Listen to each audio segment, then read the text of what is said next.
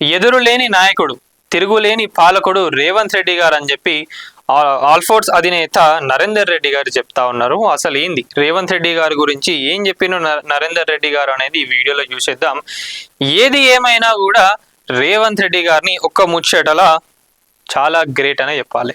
Compare to other party leaders, మిగతా పార్టీలలో ఉన్న పెద్ద పెద్ద నాయకులందరికన్నా కూడా రేవంత్ రెడ్డి గారు ఈ విషయంలో చాలా గ్రేట్. ఏదంటే మళ్ళా వచ్చే ఎన్నికలలో 2034 వరకు కూడా నేనే సీఎంగా ఉంటా అని చెప్పి రేవంత్ రెడ్డి గారు చెప్తున్న మాట ఏదైతే ఉందో మిగతా పార్టీలలో ఉన్న నాయకులు ఎవరు కూడా చెప్పలేకపోతా ఉన్నారు. మా పార్టీ నాయకుడు సీఎం అవుతారు, కేసీఆర్ గారే సీఎం అవుతారు, కానీ నేను సీఎం అవుతా అని చెప్పి కేటీఆర్ గారు కూడా అనట్లేదు. ఇంకా బీజేపీకి సంబంధించి ఏ నాయకులు కూడా సీఎం క్యాండిడేట్ ని కూడా డిక్లేర్ చేసుకోలేరు.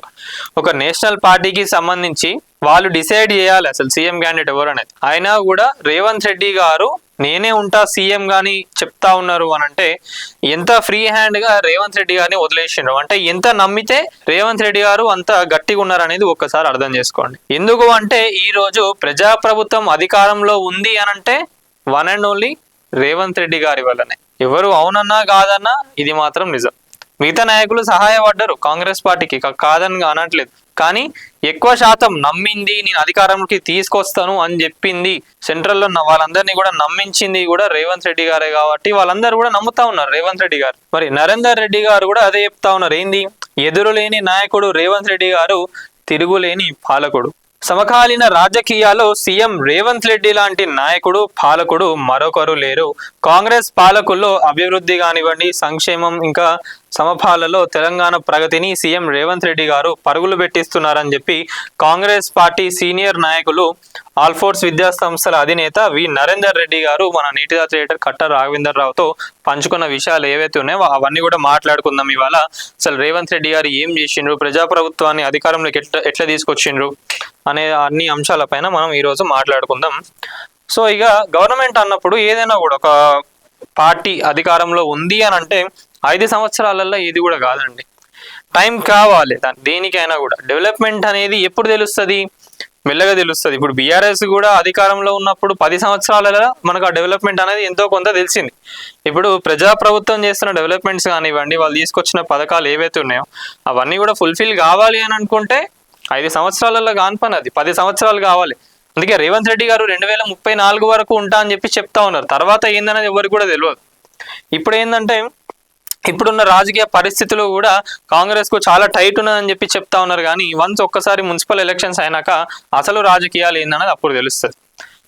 ఏంటంటే రేవంత్ రెడ్డి గారు అంటే ఎక్కడ బై ఎలక్షన్ జరిగినా, ఏ ఎలక్షన్స్ జరిగినా కూడా ఎవరు గెలిపించుకుంటా వస్తా ఉన్నారు, ముందు ఎవరు ఉన్నారు, ముందు వరుసలు ఎవరు ఉన్నారు అని అంటే రేవంత్ రెడ్డి గారనే చెప్తారు ఎవరైనా కూడా.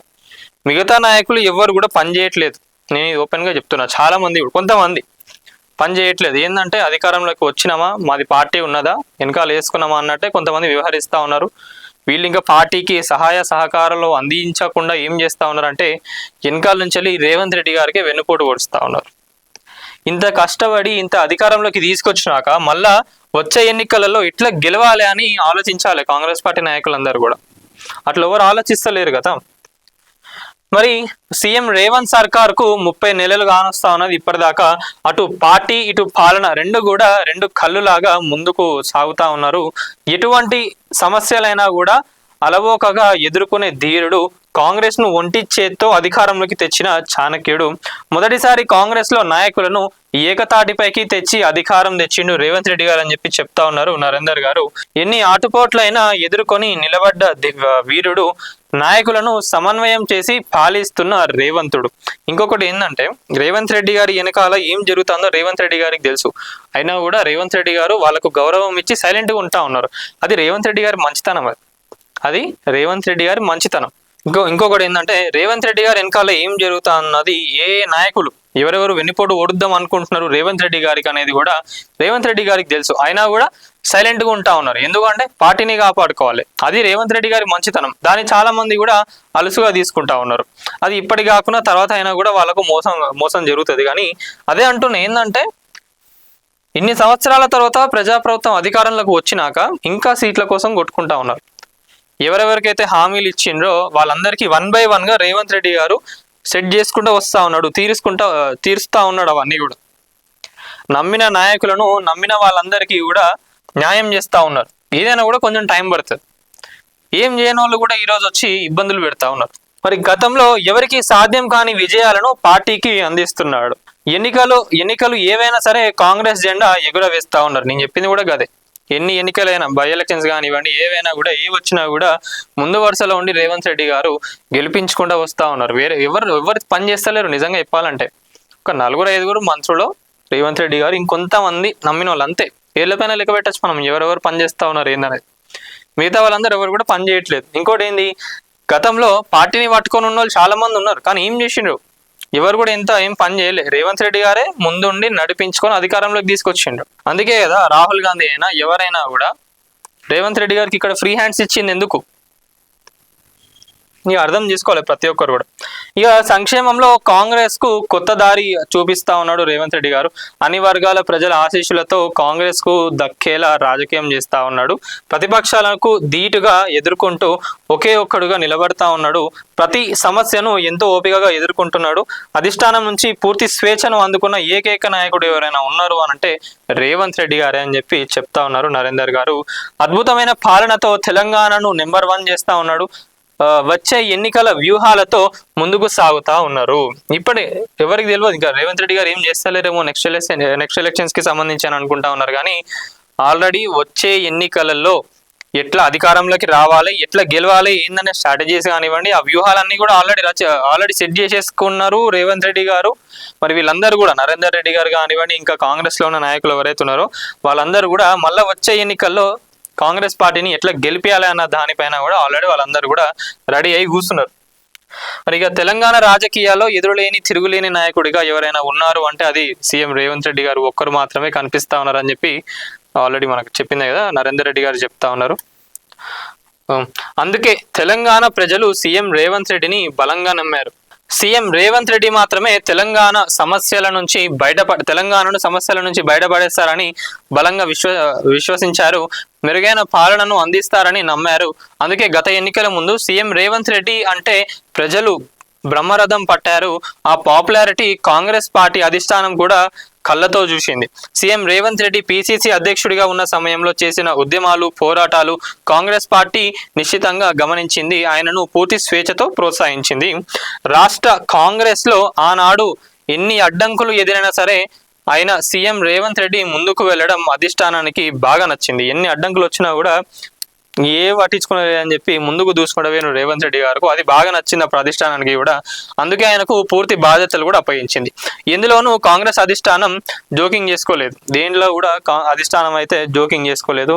నాకు ఏది కావాలో, ఎందుకంటే అంతగానం చేసినారు కాబట్టి ఎవరికైనా కూడా అనిపిస్తుంది. అసలు ఎక్స్పెక్ట్ చేయలేదు ఎవరు కూడా కాంగ్రెస్ సైడ్ వస్తుందని. బీఆర్ఎస్ అయితే అసలు ఇక గద్దెకి చూస్తున్నది అప్పుడే. మమ్మల్ని ఎవరు ఆపుతారు ఇక్కడ. బీఆర్ఎస్ ఇప్పటికి కూడా అంటది ఎన్నికలు ఇప్పుడు పెట్టినా కూడా మేమే గెలుస్తామని అంటది. కానీ అక్కడ గ్రౌండ్ స్టేజ్ లో ఏమన్నా తెలియదు వాళ్ళకి. సో అందుకే అధిష్టానం కూడా రేవంత్ రెడ్డి గారికి అంత ఫ్రీ హ్యాండ్స్ ఇచ్చేసింది. ఇక ఉద్యమ పార్టీగా పేర్కొన్న బీఆర్ఎస్ ను ఓడించడం అంటే అంత సామాన్యమైన విషయం కాదు.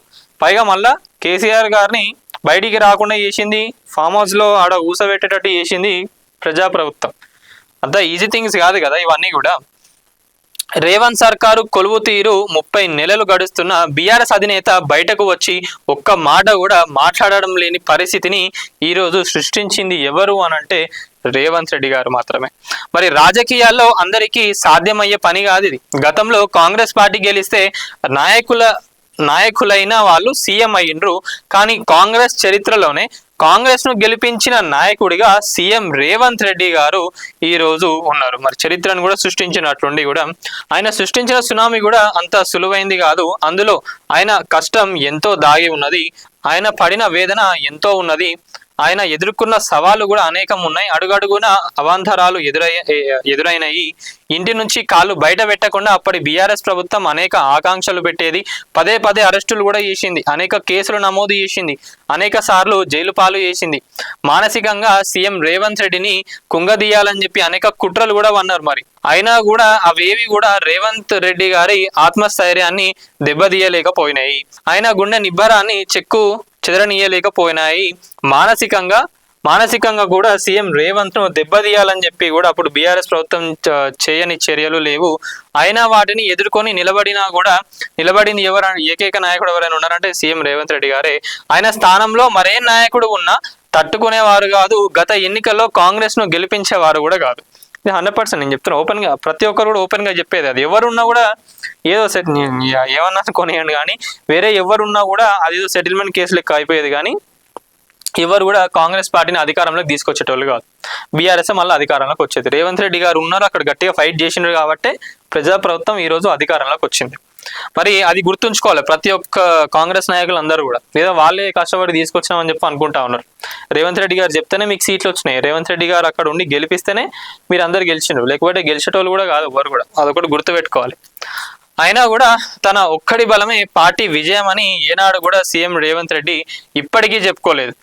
అదే అంటున్నా, అది రేవంత్ రెడ్డి గారు మంచితనం. అది సమిష్టి కృషిగానే చెప్పుకుంటూ వస్తా ఉన్నారు. ఇప్పటికీ కూడా పార్టీకి జనసత్వాలు తెచ్చి పెడతా ఉన్నారు. గత ఎన్నికల ముందు ఉన్న కాంగ్రెస్ బలాన్ని ఇప్పుడు 1000 ఏనుగుల బలంగా మార్చారు. కాంగ్రెస్ పార్టీని గ్రామాన మరింత పటిష్టపరిచేలా చేసుకుంటా వస్తా ఉన్నారు. అందుకే గత పంచాయతీ ఎన్నికల్లో కూడా కాంగ్రెస్ సర్పంచ్లు, వార్డు మెంబర్లు 85 సీట్లు దక్కించుకోవడం వెనుక ఉన్న ధైర్యం సీఎం రేవంత్ రెడ్డి. సీఎం రేవంత్ రెడ్డి పాలన చూసే ప్రజలు కూడా పల్లెల్లో కాంగ్రెస్ ను ఆదరించారు. అసలు పంచాయతీ ఎన్నికల ముందు ప్రతిపక్షాలు చేసిన అసత్య ప్రచారం అంతా ఇంత కాదు. పల్లెల్లో కాంగ్రెస్ ను తీవ్రమైన వ్యతిరేకతను ఉందన్న ప్రచారం చేసిండ్రు. కానీ ఆ ప్రచారం అంతా ప్రపగండా మాత్రమే అని చెప్పి బీఆర్ఎస్ ప్రచారం డొల్లా అని నిరూపించిన నాయకుడు సీఎం రేవంత్ రెడ్డి గారు. ఇంకొకటి ఏంటంటే, ఇప్పుడు ఇందిరమ్మ ఇండ్లు ఏదైతే ఉందో ఇది కనుక సక్సెస్ అయితే ఆబ్వియస్లీ 20 లక్షల ఇందిరమ్మ ఇండ్లు కూడా ఇస్తామని చెప్పి చెప్తా ఉన్నారు కదా ఇప్పుడు ఈ 5 years లో. అది కనుక సక్సెస్ అయిందనుకో ఆబ్వియస్లీ ఆ ఓట్స్ అన్ని కూడా అటు బీఆర్ఎస్కే పడతాయి. ఇంకొకటి ఆ ఓట్స్ అన్ని కూడా ప్రజాప్రభుత్వానికే పడతాయి. 20 లక్షలు ఇల్లులు ఇచ్చినా కూడా దాంట్లో అట్లీస్ట్ ఇద్దరికి ఓటు హక్కు ఉన్నా కూడా 40 లక్షల ఓట్లు ఉట్టిగా ప్రజాప్రభుత్వానికి పడతాయి.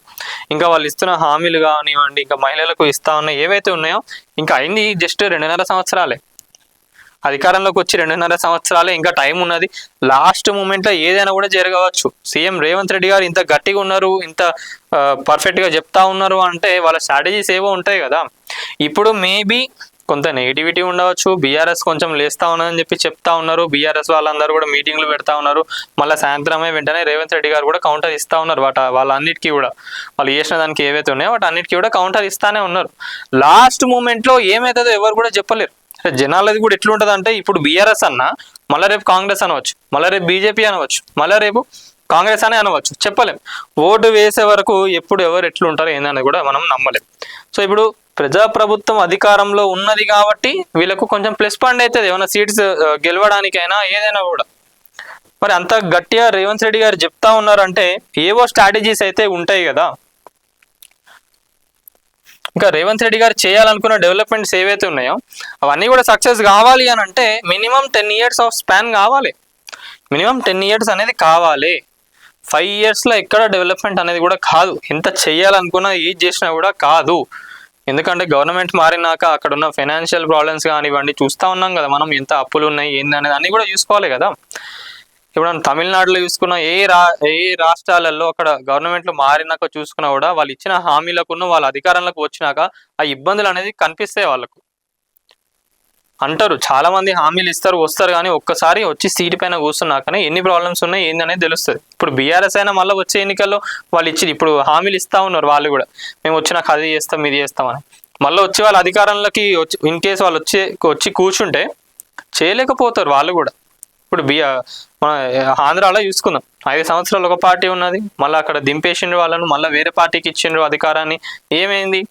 ఇప్పటికీ కూడా వాళ్ళకి అక్కడ క్యాపిటల్ లేకుండా పోయింది. ఒక 10 years టైం అనేది ఒక పార్టీకి ఇస్తే ఒక అట్లీస్ట్ కొంచెం డెవలప్మెంట్ అనగా అనిపిస్తుంది. ఆడ కొంచెం డెవలప్మెంట్ అనగా అనిపిస్తుంది. మళ్ళీ ఆ డెవలప్మెంట్ని పట్టుకొని ఇంకో పార్టీ ఏదైనా అధికారంలోకి వస్తే ఇంకో 10 సంవత్సరాలు 5 సంవత్సరాలు 15 సంవత్సరాలు ఇంకో పార్టీ దాన్ని డెవలప్ చేసే అవకాశం ఉంటుంది. ఆ 5 సంవత్సరాల్లో అక్కడ ఒక పార్టీ ఏమి చేయలేనప్పుడు మళ్ళీ వేరే పార్టీ వచ్చినాక ఏం చేస్తుంది డెవలప్మెంట్ అనేది? వీటన్నిటిని కూడా పక్కకు పెట్టి మళ్ళీ కొత్త దాన్ని పట్టుకుంటుంది. ఏడైతుంది డెవలప్మెంట్ అనేది చెప్పండి. ఇప్పుడు ఆంధ్ర వాళ్ళందరూ ఫేస్ చేస్తుంది కూడా అదే కదా. అట్లా అయింది కాబట్టి ఇప్పుడు తెలంగాణ పైన పడ్డాయి అలా కళ్ళన్నీ కూడా. మళ్ళీ ఇక్కడ తెలంగాణలో వచ్చి కూర్చోవాలని చెప్పి చూస్తా ఉన్నారు. అయినా రేవంత్ రెడ్డి గారు రాని, ఆల్రెడీ షర్మిల గారు వస్తేనే ఏం అవసరం లేదు అమ్మాయిడ, తెలంగాణలో ఎవరైతే ఉన్నామో మేమేమే కొట్టుకుంటాం, మేమేమే పంచాయతీలు పెట్టుకుంటాం, కానీ వేరే రాష్ట్రం నుంచి ఎవరు కూడా రావనక్కర్లేదు, ఎవరు కూడా పెట్టనక్కర్లేదు అని చెప్పి ఆల్రెడీ గతంలో కూడా చెప్పేసిండు. గిట్లుంటుంది ఇక ముచ్చట. అదే అంటున్నా, ఏ పార్టీకైనా కూడా ఒక టైం అనేది ఇవ్వాలి. ఇక సోషల్ మీడియా వచ్చిన దగ్గర నుంచి కూడా ఇష్టం ఉన్నట్టుగా ఎవరు పడితే వాళ్ళు ప్రచారాలు చేస్తూ ఉన్నారు. ఏది నిజమో ఏది అబద్ధం కూడా తెలుస్తలేదు. అయినా వెంటనే కూడా కాంగ్రెస్ పార్టీలో అంటే అపోజిషన్ వాళ్ళు ఏదైనా మాట్లాడినా కూడా కాంగ్రెస్ పార్టీలో ముందు ఉండి కూడా కౌంటర్లు ఇచ్చుకుంటూ వస్తూ ఉన్నారు రేవంత్ రెడ్డి గారు. నిజాలు ఏంటివి ఏవనేది కూడా మొత్తం బయట పెడతా ఉన్నారు. మరి అదే అంటున్నా, మిగతా నాయకులు ఎవరు కూడా దానిపైన అంత అవగాహన లేదు కాబట్టి ఎవరు కూడా మాట్లాడతలేరు. సో ఇక మొత్తంగా ఇక పైగా పార్టీలో ఎలాంటి అసంతృప్తి కనిపించకుండా చూసుకోవడం అంత సామాన్యమైన విషయం కూడా కాదు. ఇది అసలు చాలా మెయిన్ పాయింట్. ఇది ఏంటంటే పార్టీ అధికారంలోకి వచ్చినాక ఇప్పుడు మనకు ఒక 500 మంది మంచి నాయకులు, తోపు నాయకులు ఉన్నారని అనుకుందాం. 250 సీట్లే ఉన్నాయని అనుకుందాం. మిగతా వాళ్ళకు దెబ్బతిన్నట్లే కదా, మరి వాళ్ళని కూడా మేనేజ్ చేసుకోవాలి కదా. అటు వాళ్ళకు కూడా ఇబ్బందులు రాకుండా వాటన్నిటినీ కూడా నీట్గా ఏం ఇష్యూస్ లేకుండా సార్ట్ అవుట్ చేసుకుంటూ పోతా ఉన్నారు 1 by 1గా. అది అసలు ఇది కాంగ్రెస్లోనే కాదు, బీఆర్ఎస్లో, బీజేపీలో, ఏ పార్టీలో చూసుకున్నా కూడా అట్లాంటి ఇష్యూస్ అనేది ఉంటుంది. కానీ మనం చూస్తూ ఉన్నాం ఏమైంది, బీఆర్ఎస్ ఓడిపోయిన వెంటనే బీఆర్ఎస్లోకి వెళ్ళి కాంగ్రెస్లోకి వచ్చేసింది కొంతమంది నాయకులు. అక్కడ ఎవరు తప్పు ఉన్నది, అక్కడ బీఆర్ఎస్ కరెక్ట్గా సెట్ చేసుకోలేకపోయింది వాళ్ళందరినీ కూడా. మరి ఇక్కడ కాంగ్రెస్ కూడా ఇక్కడ ఉన్నోళ్ళని కాపాడుకుంటా ఉన్నది. పదవులు రాని వాళ్ళు ఎవరైతే ఉన్నారో వాళ్ళకు కూడా హామీలు ఇస్తూ, వాళ్ళకు కూడా మాటనిస్తూ భద్రంగా వాళ్ళని కూడా వాళ్ళ పార్టీలోనే ఉంచుకుంటా ఉన్నారు. కాంగ్రెస్ పార్టీ అది చాలా చిన్న థింగ్ అయితే కాదు అది. మరి అవన్నీ కూడా అట్లా చేసుకుంటూ పోతా ఉన్నారు రేవంత్ రెడ్డి గారు. మరి ఇక సమస్యలు కూడా తలెత్తకుండా చూసుకుంటా ఉన్నారు. పాలన సవ్యంగా సాగేలా మార్గం వేసుకున్నారు రేవంత్ రెడ్డి సీఎం గారు. ఆయన తర్వాత కాంగ్రెస్ పార్టీ ప్రభుత్వాన్ని నిర్వహించడం అంటే అంత సామాన్యమైన విషయం కాదని అందరూ అనుకున్నారు. గతంలో వైఎస్ లాంటి వారికి కూడా ఇబ్బందులు తప్పలేదు. ఎవరికైనా కూడా పార్టీని నడపడం అంటే కష్టమే. మరి కాంగ్రెస్ చరిత్రలోనే మొట్టమొదటిసారి సీఎం రేవంత్ రెడ్డికి ఉన్న ప్రాధాన్యత మరే నాయకుడికి కూడా లేదని చెప్పాలి. అలాగే పిసిసి అధ్యక్షుడిగా అనేక అవరోధాలను కూడా తనకు అనుకూలంగా మలుచుకొని పార్టీ విజయ తీరాలకు చేర్చారు, కాంగ్రెస్ను గెలిపించారు, సీఎం అయ్యారు. అంతేకాదు గతంలో ఏ కాంగ్రెస్ నాయకుడు కూడా మళ్ళీ కాంగ్రెస్ పార్టీయే గెలుస్తుంది, మళ్ళీ నేనే సీఎం అవుతానని చెప్పగలిగిన నాయకుడు ఒక్కరు కూడా కనిపించడం లేదు. వచ్చే ఎన్నికల్లో పార్టీని గెలిపించి 2034 వరకు కూడా సీఎంగా నేనే ఉంటానని చెప్పడంలో కాంగ్రెస్ పార్టీలో ఆయన స్థానం ఎంత బలంగా ఉందో, ఎంత పదిలంగా కనిపిస్తుందో అర్థం చేసుకోవచ్చు. ఇదంతా ఎవరు చెప్తా ఉన్నారంటే మనకు ఆల్ ఫోర్స్ అధినేత నరేందర్ రెడ్డి గారు చెప్తా ఉన్నారు. ఏంటంటే రేవంత్ రెడ్డి గారి వెనకాల ఇట్లాంటి నాయకులు, ఇట్లాంటి లీడర్స్ ఉంటే ఇంకా పార్టీని స్ట్రెంథెన్ చేసుకోవచ్చు. ఇంత అవగాహన, అదే అంటున్నాయి, ఇంత నాలెడ్జ్ ఉన్న వాళ్ళు ఎవరైతే వెనకాల ఉంటారో వాళ్ళందరినీ కూడా రేవంత్ రెడ్డి గారు ఈరోజు నరేందర్ రెడ్డి గారికి కూడా సీట్ ఇచ్చిండ్రు. నరేందర్ రెడ్డి గారికి సీట్ ఇచ్చుకున్నారు, నరేందర్ రెడ్డి గారిని కూడా కాపాడుకున్నారు. ఇంత సబ్జెక్ట్ ఉన్న నాయకులు ఉండాలి.